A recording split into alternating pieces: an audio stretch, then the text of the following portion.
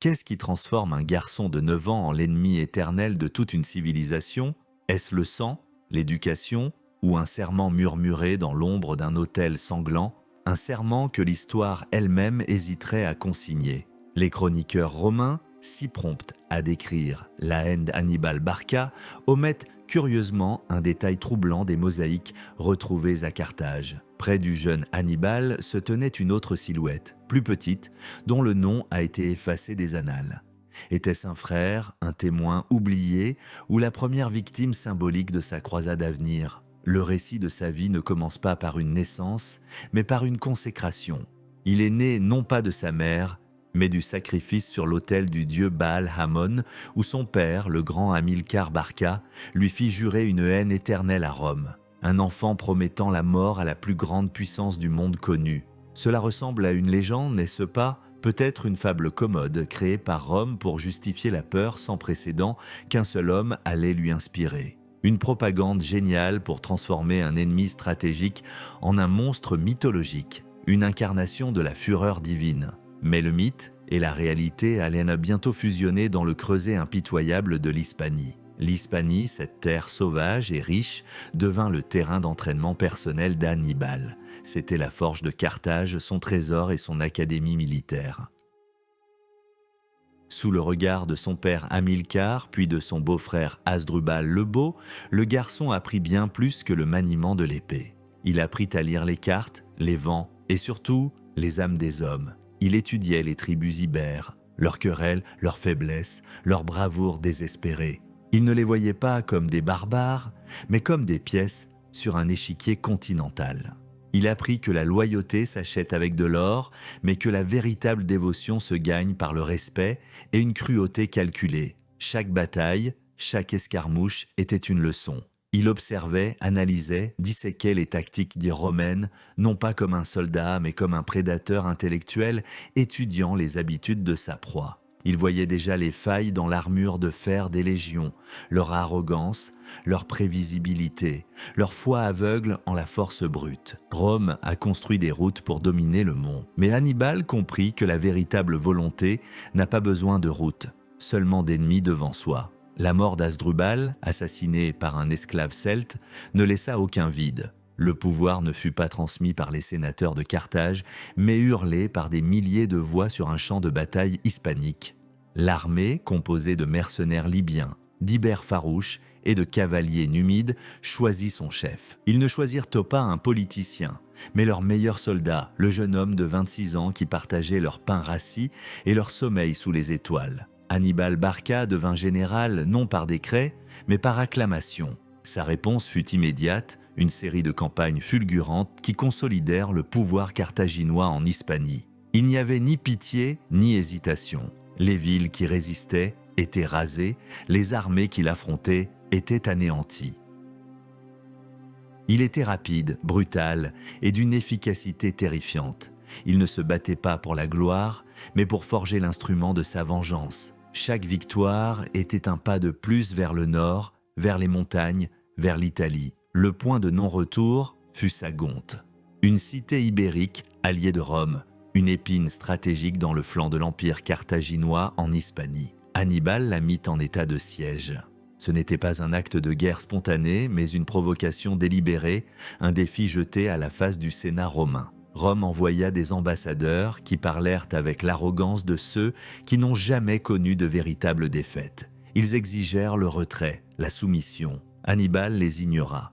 Il prit la ville après un siège de 8 mois, un siège d'une brutalité inouïe. La réponse de Rome fut un ultimatum non pas à Hannibal, mais à Carthage elle-même. Livrez votre général ou affrontez la guerre totale. Le Sénat carthaginois, divisé entre la faction belliciste des Barca et les oligarques marchands qui craignaient pour leur route commerciale, hésita. Mais le choix avait déjà été fait des années auparavant devant un autel sombre. La guerre était inévitable. Le grand mécanisme était enclenché, les rouages du destin commençaient à tourner et leur grincement annonçait des décennies de sang et de larmes. L'ombre de la guerre s'étendait désormais sur toute la Méditerranée. Rome mobilisait ses légions, confiante dans sa supériorité navale et sa machine militaire éprouvée. Les consuls préparaient des plans conventionnels. Une armée pour l'Hispanie, une autre pour l'Afrique. Ils s'attendaient à une guerre classique menée selon les règles qu'ils avaient eux-mêmes écrites, mais ils avaient affaire à un homme qui ne lisait pas leur livre de règles. Hannibal ne pensait pas en termes de bataille, mais en termes de cauchemar. Il savait que combattre Rome sur ses propres termes était un suicide. Pour tuer le monstre, il fallait frapper son cœur. Et pour atteindre le cœur, il fallait emprunter un chemin que même la folie n'osait pas envisager. Alors que les flottes romaines se préparaient à prendre la mer, Hannibal tourna le dos à la Méditerranée, son regard se porta vers le nord, vers une barrière que la nature elle-même avait érigée pour protéger l'Italie. Une muraille de pics enneigés, de glaciers et d'abîmes, un royaume de glace et de mort que l'on appelait les Alpes. L'idée était si absurde, si suicidaire que pas un seul stratège romain ne l'envisagea. C'est précisément pour cela qu'il l'a choisi. La surprise n'est pas une tactique, c'est une religion. Et Hannibal était sur le point de devenir son plus grand prophète. La Grande Marche commençait, non pas comme une campagne militaire, mais comme un pèlerinage vers la destruction. Qu'est-ce qui pousse un homme à consacrer toute sa vie à un seul objectif, la destruction de son ennemi? Est-ce un devoir sacré ou une obsession maladive? Écrivez votre avis dans les commentaires et choisissez votre camp. Votre voix façonne la légende. Le plan était une déclaration de guerre non seulement à Rome, mais à la logique elle-même. Pourquoi renoncer à la mer, la voie rapide et sûre, contrôlée par la flotte punique? Parce que la mer était prévisible. La mer était le terrain de jeu de Rome. Hannibal avait besoin de l'inimaginable. Frapper l'Italie par le nord, par voie terrestre, n'était pas seulement une manœuvre militaire, c'était un acte de terreur psychologique. C'était faire apparaître des démons là où les murs étaient censés être les plus hauts. L'armée qu'il rassembla était un monstre composite, une mosaïque de peuples unis, non par un patriotisme, mais par la foi en un seul homme. Près de 50 000 fantassins, 9 000 cavaliers et, l'atout le plus étrange et le plus terrifiant de son arsenal, 37 éléphants de guerre. Ces bêtes, symboles de la puissance de Carthage, étaient à la fois une arme psychologique redoutable et un cauchemar logistique ambulant. Le voyage à travers les Pyrénées fut déjà un filtre brutal, une épreuve de force contre les tribus locales qui voyaient d'un mauvais œil cette armée de prédateurs traverser leurs terres. Mais ce n'était qu'un prélude. La véritable épreuve se dressait devant eux, une barrière blanche et silencieuse qui touchait le ciel. La traversée des Alpes en automne était une folie pure. Les historiens débattent encore de l'itinéraire exact, mais chaque option possible était un catalogue d'horreurs. Les sentiers étroits, à peine assez larges pour un homme, devaient accueillir des milliers de soldats, des bêtes de somme et des éléphants paniqués. Les tribus gauloises, les Allobroges et autres peuples des montagnes n'étaient pas des spectateurs passifs. Ils harcelaient la colonne sans relâche, déclenchant des embuscades mortelles depuis les hauteurs, faisant rouler des rochers sur l'armée qui serpentait en contrebas. Les guides locaux, achetés ou contraints, se révélèrent souvent des traîtres, menant des détachements entiers dans des impasses mortelles avant de disparaître dans la nature. Hannibal était partout à la fois. Il combattait à l'avant-garde, organisait la défense de l'arrière-garde, calmait les esprits, punissait les lâches et partageait les rations qui diminuaient à vue d'œil. Il dormait enveloppé dans sa cape militaire, à même la roche gelée, se relevant avant l'aube pour ranimer le moral d'homme au bord du désespoir. Il était leur chef, leur dieu et leur seule raison de ne pas se laisser mourir. Puis vint la neige, précoce, épaisse, impitoyable. Elle recouvrit les sentiers, masqua les crevasses et transforma chaque pas en un pari mortel.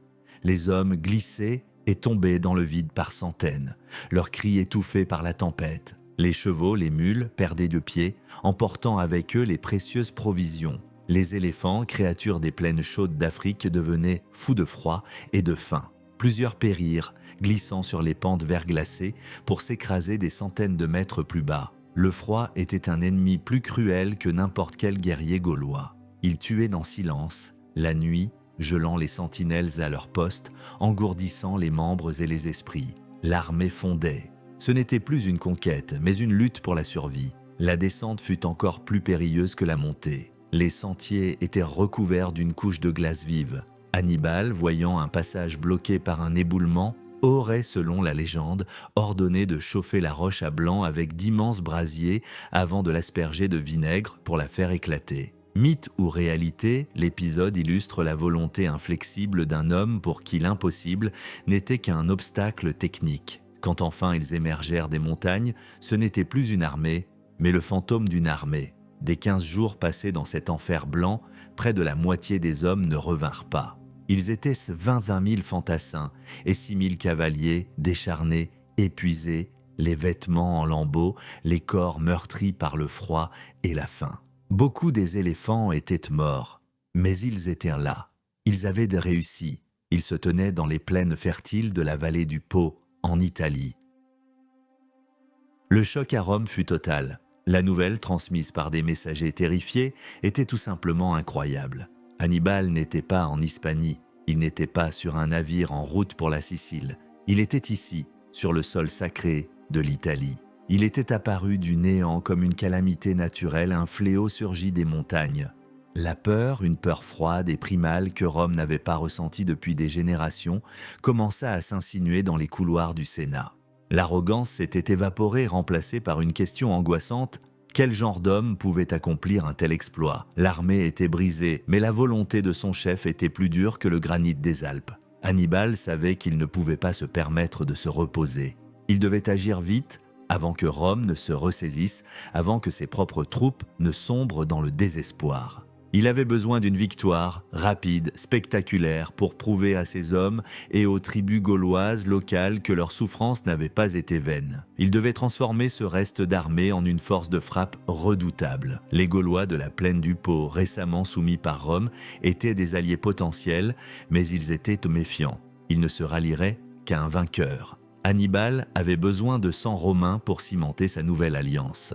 L'ombre de l'aigle carthaginois, porté par les ailes d'une volonté surhumaine, était enfin tombée sur les riches vallées d'Italie. Et dans ces vallées, les légions arrogantes, menées par un consul impatient de gloire, se préparaient déjà à balayer ce qu'elles croyaient n'être qu'une bande de survivants épuisés. Ils allèrent bientôt apprendre, dans la douleur, que le loup, le plus dangereux, n'est pas celui qui hurle, mais celui qui sort, silencieux et affamé, de la tempête.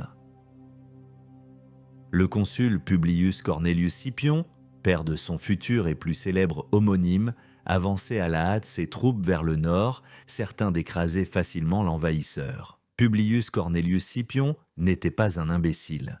C'était un aristocrate romain typique, courageux, confiant en la supériorité de ses légions, et absolument incapable d'imaginer la nature de l'adversaire qu'il allait affronter. En apprenant qu'Hannibal avait franchi les Alpes, il avait fait preuve d'une diligence remarquable, se précipitant du sud de la Gaule pour bloquer l'envahisseur. Mais sa hâte était teintée de mépris.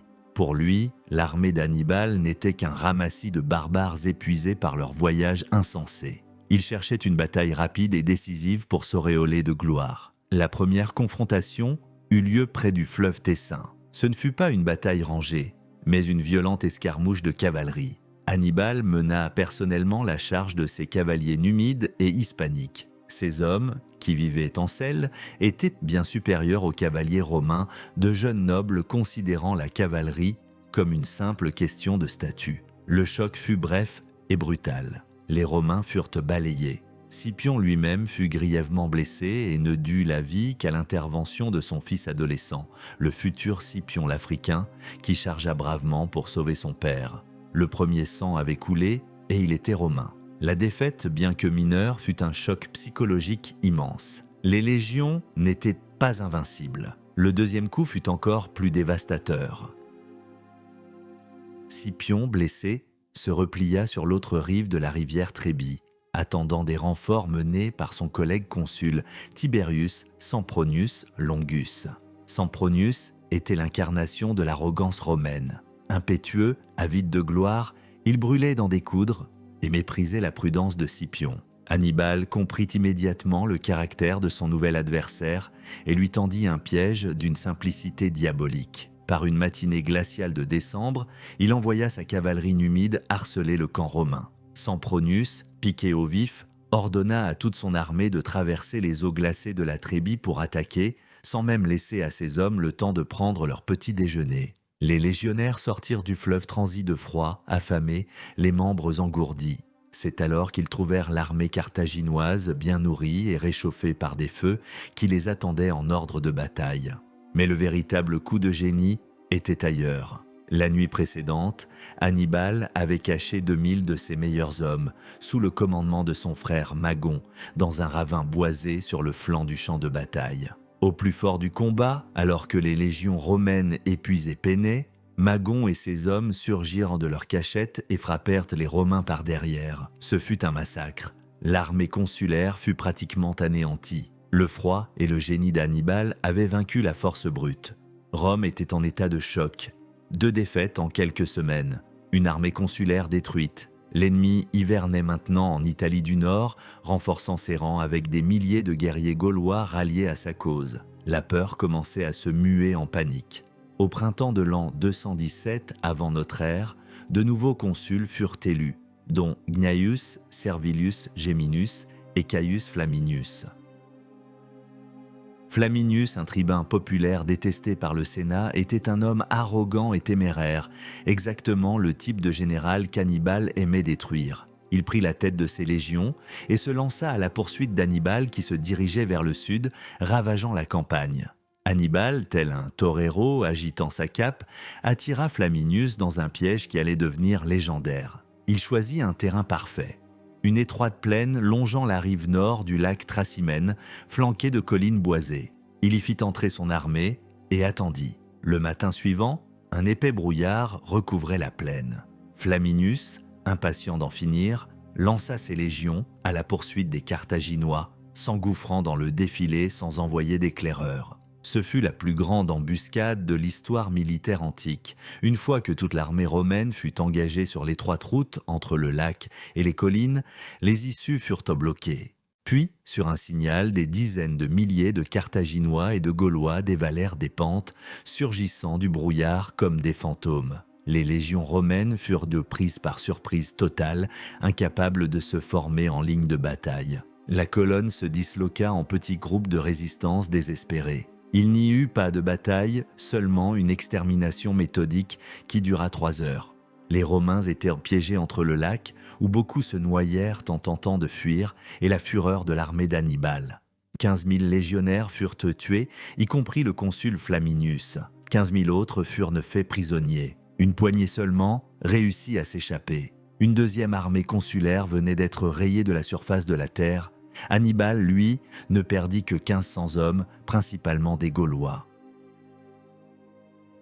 Le génie tactique venait de l'emporter sur le nombre de la manière la plus brutale qui soit. Le massacre du lac Tracymène brisa quelque chose dans l'âme romaine. La nouvelle de la catastrophe arriva à Rome, provoquant une panique sans précédent. Le préteur annonça la nouvelle au forum d'une phrase laconique et terrible « Nous avons été vaincus dans une grande bataille ». La ville sombra dans le deuil et la terreur. Les portes furent barricadées, les murs renforcés. Pour la première fois, la phrase qui allait hanter des générations de Romains fut prononcée, non comme une alerte, mais comme une réalité imminente. Hannibal ad porta. Hannibal est aux portes. On s'attendait à voir l'armée carthaginoise apparaître sur les collines surplombant la ville éternelle. Mais Hannibal ne vint pas. Il savait qu'il n'avait pas l'équipement de siège nécessaire pour prendre une ville aussi fortifiée. Son but n'était pas de prendre Rome par la force, mais de démanteler sa confédération, de retourner ses alliés italiens contre elle. Il continua sa marche vers le sud, laissant Rome mariner dans sa peur. La République, confrontée à une menace existentielle, prit une mesure exceptionnelle réservée aux heures les plus sombres.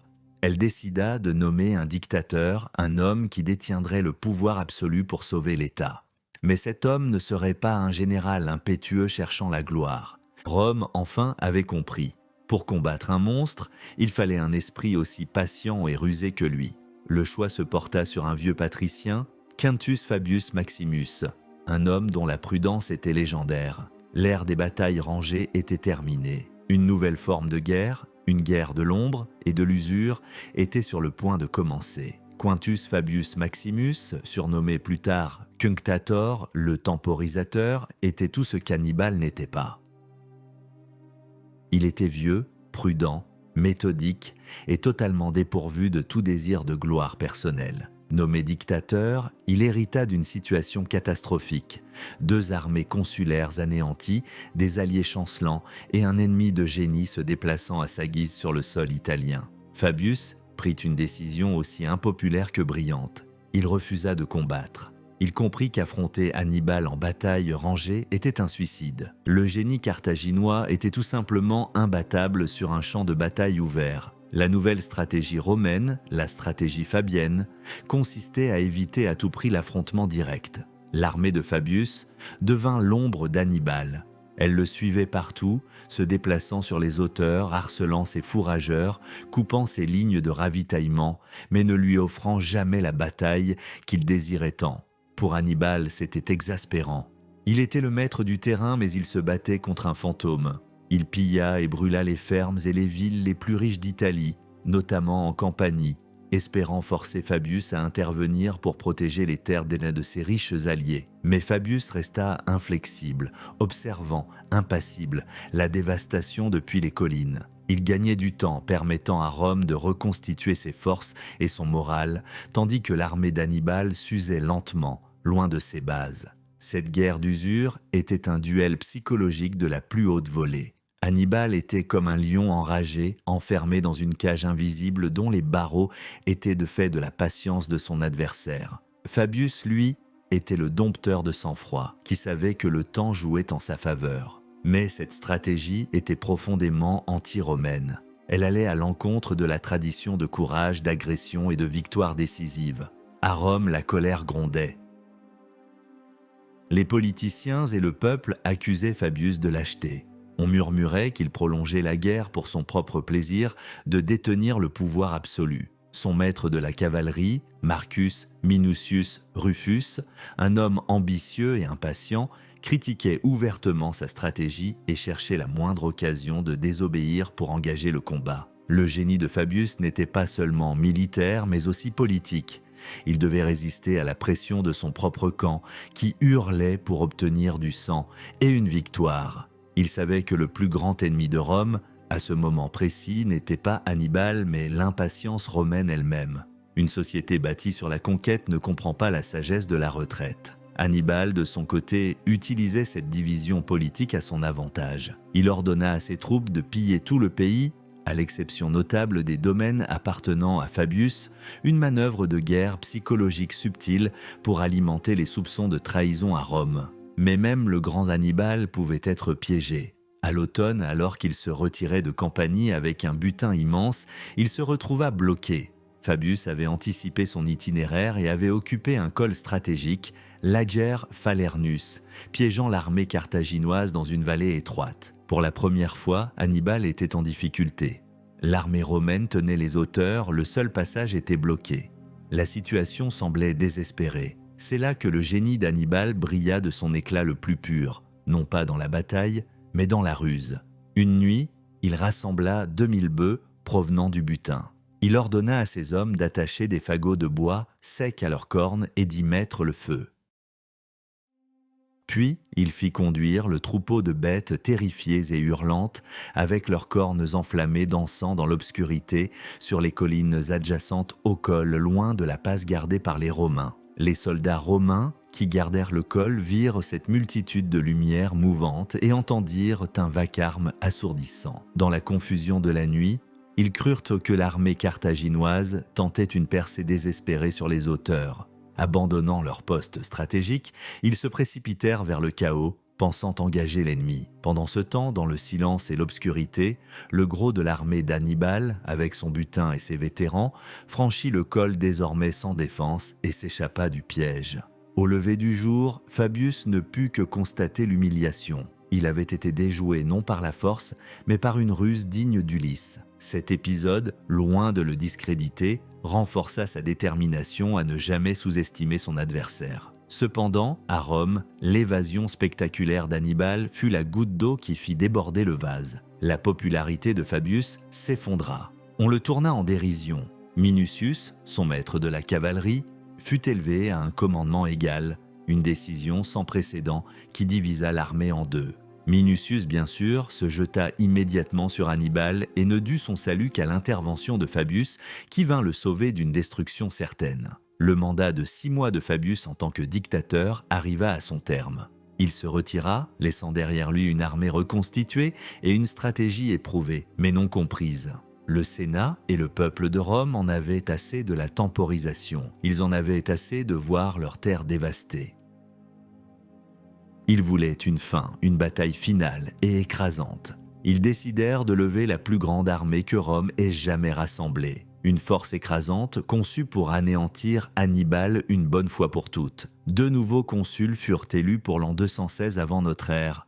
Lucius Aemilius Paulus, un patricien expérimenté et prudent, dans la veine de Fabius, et Caius Terentius Varro, un plébéien impétueux et arrogant, l'antithèse parfaite de son collègue. La loi romaine voulait que les 2 consuls commandent de l'armée à tour de rôle, un jour sur 2. C'était une recette pour le désastre. La patience avait fait son temps. La fureur romaine, longtemps contenue, était sur le point de se déchaîner. L'orage le plus terrible se préparait et il allait s'abattre sur une plaine poussiéreuse du sud de l'Italie, près d'un petit village nommé Cannes. Le duel entre la patience de Fabius et l'agression d'Hannibal a défini cette phase de la guerre. Quelle approche admirez-vous le plus? Faites-le nous savoir dans les commentaires, votre stratégie compte. L'année 216 avant notre ère marqua le paroxysme de l'arrogance romaine. Le Sénat, exaspéré par la stratégie de la terre brûlée et l'insaisissable ennemi, autorisa la levée d'une force sans précédent.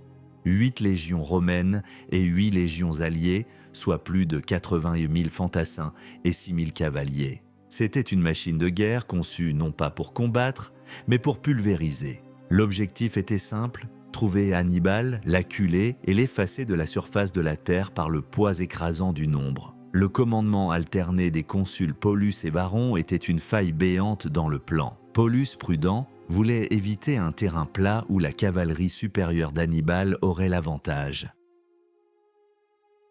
Varron, impétueux et cherchant la gloire, voulait exactement le contraire. Une bataille rangée où la masse de l'infanterie romaine pourrait enfin percer les lignes ennemies. C'est Varron qui l'emporta. Le 2 août, jour de son commandement, il mena la colossale armée romaine sur une plaine près du fleuve Ophidus, face à l'armée d'Hannibal près de la ville de Cannes. Hannibal ne pouvait rêver meilleur scénario.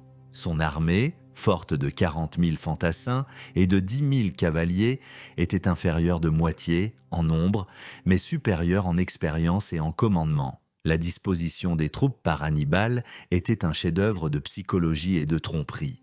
Les Romains, comme à leur habitude, placèrent leur infanterie en un bloc dense et profond au centre, conçu pour enfoncer le centre ennemi comme un bélier. Hannibal, anticipant cela, fit le contraire. Il plaça au centre ses troupes les moins fiables, les Gaulois et les Ibères, en une fine formation en croissant, avec la courbe tournée vers les Romains. C'était un appât. Sur les ailes, en revanche, il positionna ses meilleures troupes, les vétérans libyens endurcis par des années de combat, disposés en colonnes profondes et solides. La cavalerie, commandée par son frère Hasdrubal sur l'aile gauche et par Maharbal sur l'aile droite, était prête à frapper. Le plan était d'une audace folle.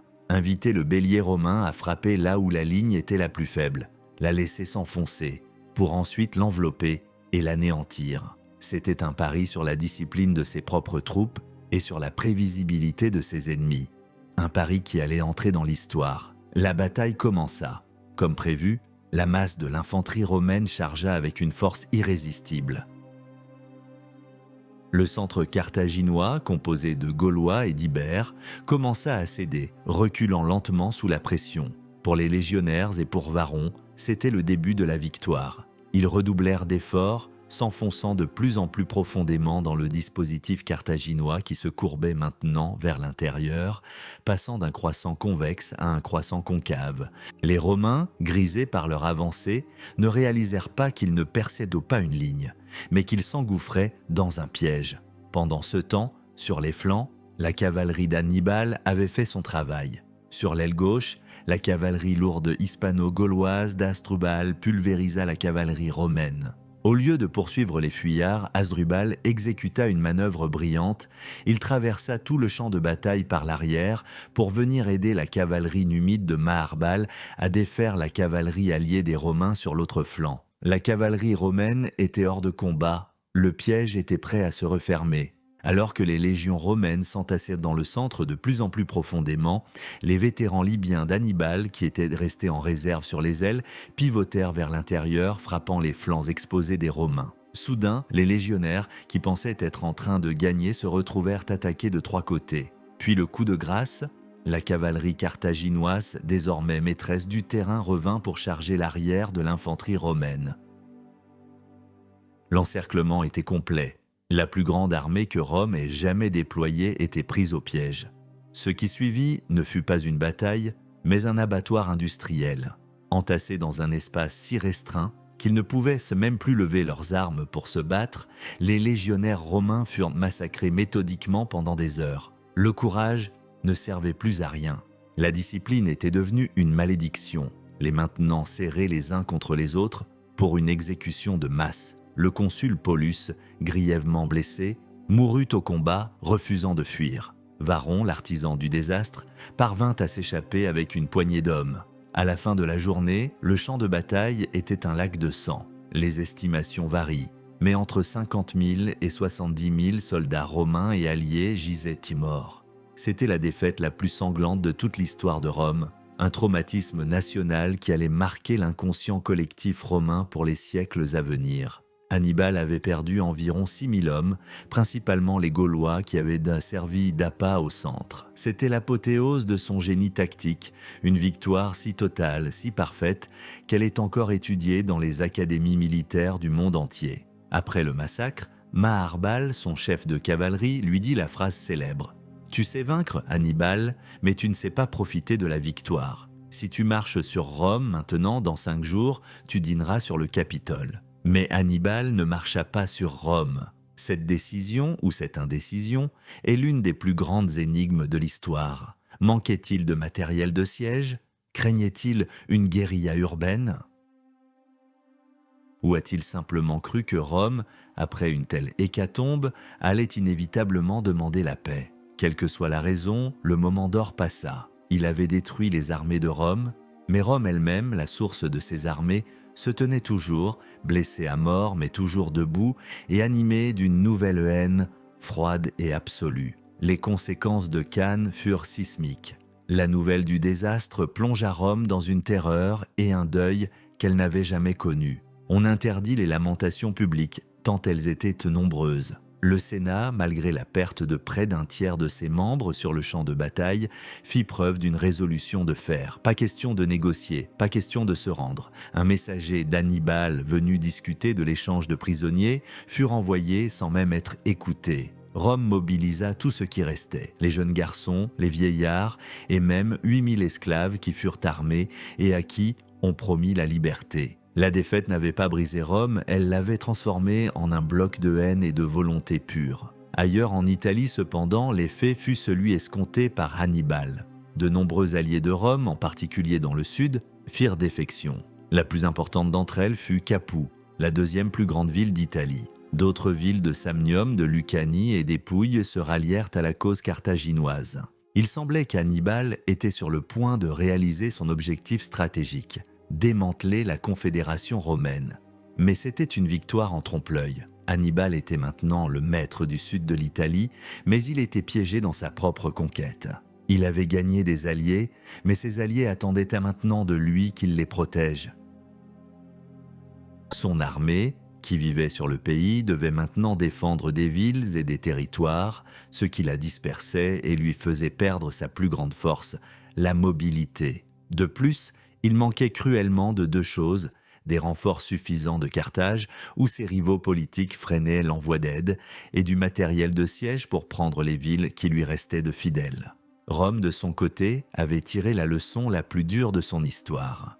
Elle revint à la stratégie fabienne mais avec une férocité nouvelle. Plus de batailles rangées contre Hannibal, jamais. La nouvelle stratégie menée par des généraux comme Quintus Fabius Maximus, revenu en grâce, et Marcus Claudius Marcellus, surnommé l'épée de Rome, consistait à éviter Hannibal lui-même, mais à attaquer sans pitié ses alliés et ses lieutenants partout où ils se trouvaient. La guerre se transforma en une myriade de sièges, d'escarmouches et de raids punitifs. C'était une guerre totale, une guerre d'usure. Le siège de Capoue devint le symbole de cette nouvelle phase de la guerre. Les Romains assiégèrent la ville rebelle avec une détermination implacable. Hannibal tenta de briser le siège, mais ne put y parvenir. Dans une tentative désespérée de détourner les armées romaines, il fit une démonstration de force audacieuse. Il marcha jusqu'aux portes de Rome. Ce fut le moment où la phrase « Hannibal ad portas » devint une réalité tangible. La panique fut immense dans la ville, mais les défenses tinrent bon et les armées de siège ne bougèrent pas. La manœuvre d'Hannibal avait échoué. Capoue tomba finalement en 211 avant notre ère. La vengeance de Rome fut terrible. Les nobles de la ville furent exécutés, la population vendue en esclavage et la cité privée de tous ses droits. C'était un message clair envoyé à tous les alliés d'Hannibal. Voilà le prix de la trahison. Lentement, méthodiquement, Rome reconquérait le terrain perdu, ville par ville, vallée par vallée. Le génie d'Hannibal était comme un lion en cage, capable de tuer quiconque entrait, mais incapable de sortir. Les années passaient, Hannibal restait invaincu sur le champ de bataille, remportant plusieurs victoires mineures, mais il perdait la guerre. L'Italie était dévastée, c'était une guerre qui dévorait ses propres héros. Marcellus, l'épée de Rome, tomba lui-même dans une embuscade tendue par Hannibal. Mais les individus ne comptèrent plus. Rome était un hydre, coupez-lui une tête, deux autres repoussent. L'espoir d'Hannibal reposait sur une seule chose, l'arrivée de renforts. Son frère, Hasdrubal Barca, avait enfin réussi à quitter l'Hispanie et, réitérant l'exploit de son aîné, avait traversé les Alpes pour venir à son aide. C'était le moment décisif. Si les deux armées des frères Barca parvenaient à faire leur jonction, le destin de Rome serait scellé. Les Romains le savaient aussi. Ils interceptèrent les messagers d'Hasdrubal et, dans une manœuvre audacieuse, le consul Caius Claudius Nero laissa une petite force pour surveiller Hannibal dans le sud et marcha à une vitesse foudroyante vers le nord avec le gros de ses troupes pour rejoindre son collègue Marcus Livius Salinator. Les deux armées consulaires réunies écrasèrent l'armée d'Hasdrubal à la bataille du Métor en 207 avant notre ère. Hasdrubal lui-même mourut en combattant vaillamment. Le tournant de la guerre fut scellé d'une manière particulièrement cruelle et barbare. La tête d'Hasdrubal fut coupée, transportée à travers toute l'Italie et jetée dans le camp d'Hannibal. La découverte de la tête de son frère bien-aimé fut, pour Hannibal, le coup le plus terrible. Il reconnut, dit-on, la fin de ses espoirs et le destin de Carthage dans ses yeux sans vie. Il avait gagné toutes les batailles, mais la guerre était perdue. Il était maintenant isolé, un roi sans royaume dans un coin reculé de l'Italie. Mais pendant que son étoile pâlissait, une nouvelle lumière s'élevait à l'horizon. Une lumière forgée dans la haine de son nom et l'étude de ses propres méthodes. En Hispanie, un jeune général romain, dont le père avait été vaincu au Tessin, était en train de remodeler l'art de la guerre à l'image de son ennemi juré. Son nom était Publius Cornelius Scipion, et il n'avait pas l'intention de laisser la guerre s'éterniser en Italie. Il allait la porter là où elle ferait le plus mal, en Afrique. L'émergence de Publius Cornelius Scipion est l'une de ces ironies dont l'histoire a le secret. Rome, pour vaincre son plus grand ennemi, dut produire un général qui lui ressemblait étrangement. Scipion n'était pas un produit du système militaire romain traditionnel, rigide et prévisible. Il était un innovateur, un homme qui avait grandi dans l'ombre de la terreur d'Hannibal et qui avait passé sa jeunesse à analyser les raisons des défaites romaines. Il avait vu son père défait au Tessin, son oncle tué en Hispanie. Sa motivation n'était pas seulement le patriotisme, elle était profondément personnelle. Envoyé en Hispanie avec le commandement proconsulaire à l'âge de 25 ans seulement, un fait sans précédent, il choqua les sénateurs conservateurs. Mais sur le terrain, il démontra un génie qui rappelait celui d'Hannibal lui-même. Vitesse, surprise et une compréhension profonde de la psychologie de l'ennemi et de ses propres troupes. Il traitait ses alliés ibères avec respect, gagnant leur loyauté, là où les autres Carthaginois l'avaient perdu par leur arrogance. Il était le reflet inversé d'Hannibal, une arme forgée par Rome pour combattre le feu par le feu. Sa première action majeure en Hispanie fut un chef-d'œuvre d'audace. Au lieu d'attaquer les armées carthaginoises dispersées dans la péninsule, il visa leur cœur stratégique et économique, la capitale, Cart Adacht, que les Romains appelaient Carthagène. La ville était réputée imprenable, protégée par la mer, une lagune et de puissantes fortifications. Scipion, ayant appris des pêcheurs locaux que la lagune était guéable à marée basse, lança un assaut combiné, tandis que le gros de son armée attaquait les murs principaux pour faire diversion. Un détachement traversa la lagune et prit les murs nord, presque sans défense. La ville tomba en une seule journée. Avec elle, Scipion captura les trésors de guerre carthaginois, leurs arsenaux, et plus important encore, les otages des tribus ibères, qu'il libéra immédiatement, s'assurant ainsi leur alliance. C'était une victoire digne d'Hannibal. Il ne se contentait pas de gagner des batailles, il démantelait le système de pouvoir de son adversaire. Un général peut-il vraiment être considéré comme un génie s'il ne fait que copier les méthodes de son adversaire? Nous attendons votre opinion. Scipion était-il un vrai génie ou simplement un excellent élève? Laissez un commentaire et décidez de son héritage. Au cours des années suivantes, Scipion défie systématiquement les armées carthaginoises restantes en Hispanie, notamment à la bataille de Baecula et de manière décisive à la bataille d'Ilipa en 206 avant notre ère. À Ilipa, il utilisa une version inversée de la tactique de Cannes. Il plaça ses meilleurs de troupes, les légions romaines, sur les ailes et ses alliés ibères, moins fiables au centre. Puis, il fit avancer rapidement ses ailes pour envelopper et détruire les flancs de l'armée carthaginoise, commandée par le frère de Magonde Barca. Il avait non seulement appris d'Hannibal, mais il avait adapté et amélioré ses tactiques. À la fin de l'année 206, l'Hispanie était perdue pour Carthage. Scipion retourna à Rome en héros et fut élu consul. Mais il n'avait pas l'intention de savourer sa gloire. Il avait un plan si audacieux qu'il scandalisa la vieille garde du Sénat. Il voulait mettre fin à la guerre non pas en pourchassant Hannibal dans le sud de l'Italie, mais en débarquant en Afrique et en menaçant Carthage elle-même. Son principal opposant au Sénat était le vieux Quintus Fabius Maximus. Le temporisateur, qui avait sauvé Rome par sa prudence, voyait le plan de Scipion comme une folie dangereuse. Pourquoi risquer une armée en Afrique alors que l'ennemi était toujours sur le sol italien? Le débat fut houleux. C'était le choc de deux générations, de deux philosophies de la guerre. La prudence contre l'audace, la tradition contre l'innovation. Finalement, un compromis fut trouvé. Le Sénat n'autorisa pas Scipion à lever une nouvelle armée, mais l'autorisa à se rendre en Sicile et à utiliser les troupes qui s'y trouvaient, principalement les survivants disgraciés de Cannes, et à recruter des volontaires. C'était une façon pour le Sénat de se laver les mains de l'entreprise. S'il réussissait, Rome triompherait. S'il échouait, ce ne serait que la perte d'un général impétueux et de légions déjà déshonorées. Scipion accepta. Il passa 1 an en Sicile à entraîner ses hommes, forgeant une armée dévouée et parfaitement disciplinée. En 204 avant notre ère, il mit les voiles. Le débarquement de Scipion en Afrique du Nord sema la panique à Carthage. Soudain, après des décennies à mener la guerre à l'étranger, le conflit était à leur porte.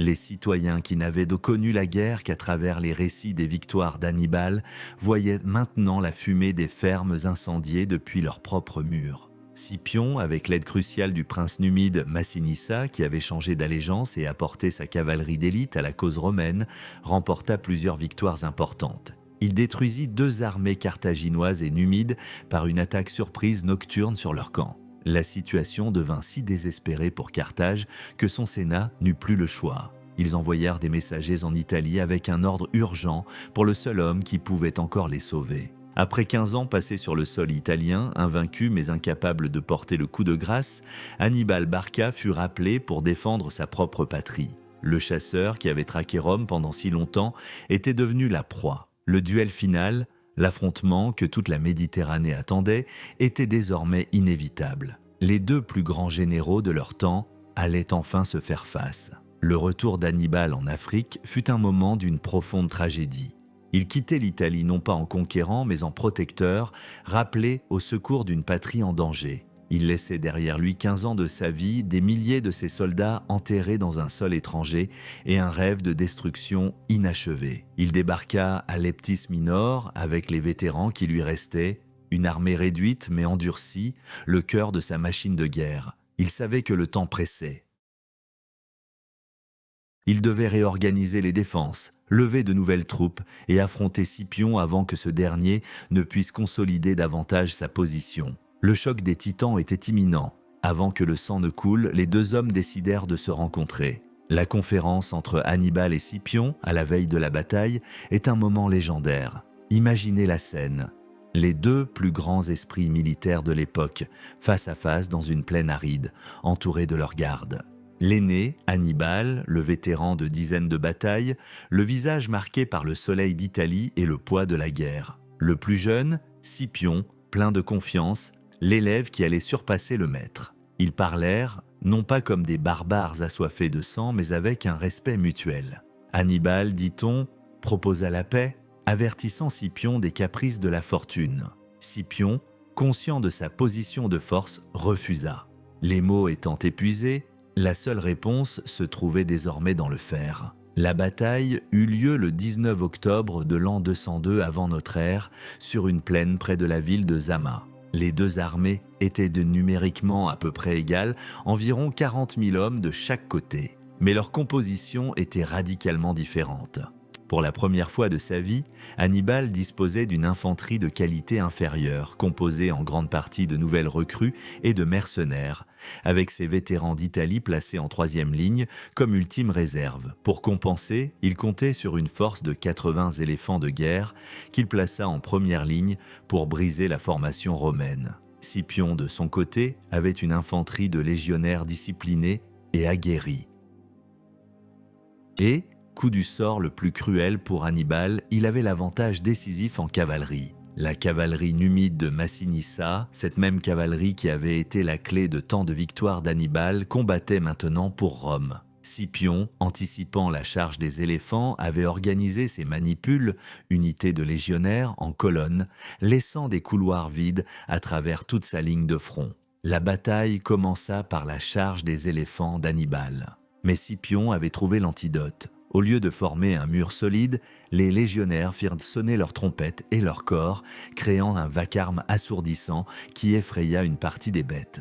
Celles qui chargèrent furent canalisées dans les couloirs laissés ouverts, où elles furent criblées de javelots sans causer de dommages majeurs. La première carte d'Hannibal avait échoué.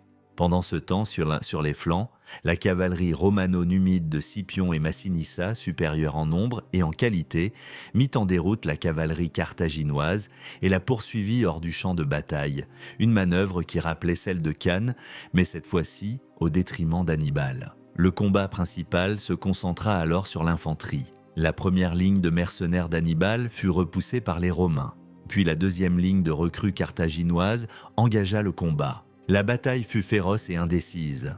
Enfin, Hannibal fit avancer sa dernière ligne, ses vétérans d'Italie, ses immortels. Le choc avec les légionnaires épuisés de Scipion fut terrible. Pendant un temps, il sembla que les vétérans d'Hannibal pourraient l'emporter par leur seule expérience. Mais Scipion, faisant preuve d'un sang-froid remarquable, réorganisa ses lignes, étirant sa formation pour éviter d'être débordé. Le combat atteignit une impasse sanglante. C'est à ce moment critique que la cavalerie romaine et numide, après avoir mis en déroute son homologue carthaginois, revint sur le champ de bataille. Comme à Cannes, elle chargea l'arrière de l'infanterie ennemie. Le piège se referma, mais cette fois, c'était l'armée d'Hannibal qui était encerclée. Pour les vétérans d'Italie, la fin était amère et ironique. Ils allaient mourir de la même manière qu'ils avaient fait mourir les Romains à Cannes. La défaite fut totale. 26 000 soldats d'Hannibal furent tués, et autant furent faits prisonniers. Hannibal lui-même, voyant que tout était perdu, réussit à s'échapper. C'était sa première et dernière défaite majeure, mais elle était décisive. La bataille de Zama mit fin à la deuxième guerre punique. Rome avait vaincu. Sur les os de son plus grand ennemi, elle allait construire un empire. Le choc des titans était terminé. Une ère s'achevait et une nouvelle, dominée par l'aigle romain, commençait. La défaite à Zama ne brisa pas Hannibal, mais elle brisa Carthage. La cité, épuisée par 17 ans de guerre, fut contrainte d'accepter des conditions de paix humiliantes. Elle perdit tous ses territoires d'outre-mer, sa flotte de guerre fut brûlée et elle fut condamnée à payer une indemnité de guerre colossale. Plus important encore, il lui fut interdit de faire la guerre sans la permission de Rome. Carthage était devenu un État vassal. Hannibal, cependant, ne se retira pas. L'homme de guerre se transforma en homme d'État. Élu suffète, le plus haut magistrat de Carthage, il s'attaqua à la corruption endémique de l'oligarchie marchande qui avait, selon lui, sapé l'effort de guerre. Ces réformes démocratiques et financières furent si efficaces qu'elles permirent à Carthage de proposer de rembourser l'indemnité de guerre bien avant l'échéance aux grandes dames de Rome qui préféraient garder son ancienne rivale sous sa botte économique. Mais ces actions lui créèrent de puissants ennemis au sein de l'élite carthaginoise. Ces derniers, craignant de perdre leurs privilèges, firent ce que l'on attend des traîtres. Ils le dénoncèrent à Rome, l'accusant de comploter une nouvelle guerre avec le roi séleucide Antiochos III. Rome, dont la paranoïa à l'égard d'Hannibal n'avait jamais disparu, envoya une commission d'enquête. Hannibal comprit que les Romains ne cherchaient pas la vérité, mais un prétexte pour l'éliminer. En l'an 195 avant notre ère, il quitta Carthage en secret, de nuit, et entama la dernière phase de sa vie, celle de l'exilé. Il n'était plus un général à la tête d'une armée, mais une idée, un symbole vivant de la résistance à Rome. Et une idée est bien plus difficile à tuer qu'un homme. Son premier refuge fut la cour d'Antiochos III, à Éphèse. Le roi séleucide, qui régnait sur un vaste empire en Orient, était l'un des rares monarques encore capables de défier la puissance romaine. Hannibal devint son conseiller militaire. Il lui proposa des plans grandioses, une invasion de l'Italie, une nouvelle coalition anti-romaine. Il voyait encore la possibilité de réaliser le rêve de sa vie. Mais Antiochos était un homme vain et méfiant. Il admirait le génie d'Hannibal, mais il le craignait aussi. Il écouta ses conseils, mais ne les suivit que partiellement, se méfiant de laisser trop de pouvoir à une légende aussi écrasante. La guerre qui s'ensuivit entre Antiochos et Rome fut un désastre pour le roi séleucide. Les Romains, menés par le propre frère de Scipion l'Africain, défirent les armées d'Antiochos à la bataille des Thermopyles, puis de manière décisive à la bataille de Magnésie. Hannibal, qui commandait une petite flotte phénicienne, fut lui-même battu sur mer. Ces plans avaient échoué, non pas à cause d'une faille stratégique, mais à cause de la médiocrité de ceux qui étaient censés les exécuter. Après la défaite d'Antiochos, une des clauses du traité de paix imposé par Rome fut, sans surprise, la livraison d'Hannibal. Le fugitif dut reprendre la route. Sa vie devint une longue errance, une chasse à l'homme à travers la Méditerranée orientale. Il se réfugia en Crète, puis en Arménie, toujours poursuivi par les agents et les diplomates romains. Il était devenu l'obsession de Rome, le fantôme qui hantait les nuits du Sénat. Tant qu'il vivait, la victoire de Rome n'était pas totale. Il était l'incarnation de la haine inextinguible, la preuve vivante que leur domination pouvait être remise en question. Pour un homme qui avait commandé à des dizaines de milliers de soldats, cette solitude du fugitif devait être une forme de torture. Son dernier refuge fut la cour du roi Prusias de Bithynie, un petit royaume sur les rives de la mer Noire. Là, même en exil, le vieil homme ne pouvait s'empêcher d'être un génie militaire. Il aida Prusias dans sa guerre contre le royaume voisin de Pergame, un allié de Rome. Il remporta une victoire navale en utilisant une forme précoce de guerre biologique. Il fit lancer des pots en terre cuite remplis de serpents venimeux sur les navires ennemis. La panique qui s'ensuivit permit à la petite flotte de Bithynie de l'emporter. C'était du pur Hannibal, asymétrique, inattendu, psychologique. Mais cette petite victoire attira de nouveau l'attention de Rome.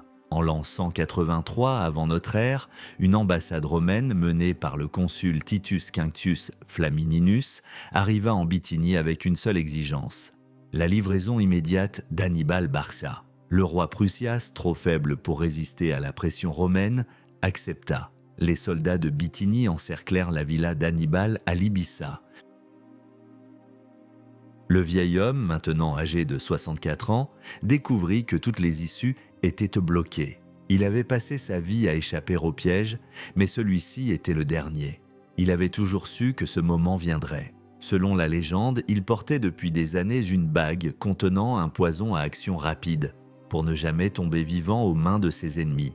Son serment d'enfant n'était pas seulement de combattre Rome, mais de ne jamais se soumettre à elle. La défaite était une option militaire, la capture était une humiliation personnelle inacceptable. Il rassembla ses serviteurs et leur fit ses adieux, puis il prononça ses dernières paroles, un dernier défi lancé à la face de ses persécuteurs. Délivrons enfin les Romains de leur longue inquiétude, puisqu'ils trouvent trop long d'attendre la mort d'un vieil homme. Il porta la coupe à ses lèvres, ou avala le poison de sa bague, et mit fin à la plus grande menace que Rome ait jamais connue. Le serment était accompli non par la victoire, mais par le refus ultime de la défaite. La mort d'Hannibal provoqua un soupir de soulagement à Rome. Le cauchemar était enfin terminé. Pourtant, même ses plus grands ennemis, comme Scipion l'Africain qui était mort la même année, avaient toujours professé un immense respect pour son génie. Avec sa mort, Hannibal ne disparut pas. Il se transforma en mythe, en une légende immortelle. Son nom devint un instrument de discipline à Rome. Pendant des siècles, les mères romaines effrayèrent leurs enfants turbulents en leur disant « Hannibal ad portas ». Il devint l'archétype du génie militaire, étudié par les généraux de toutes les époques, de Napoléon à Schwarzkopf. Il est resté dans l'histoire comme le symbole de l'individu qui, par la seule force de sa volonté et de son intellect, a fait trembler un empire. La haine de Rome envers lui, cependant, ne s'éteignit pas avec sa mort.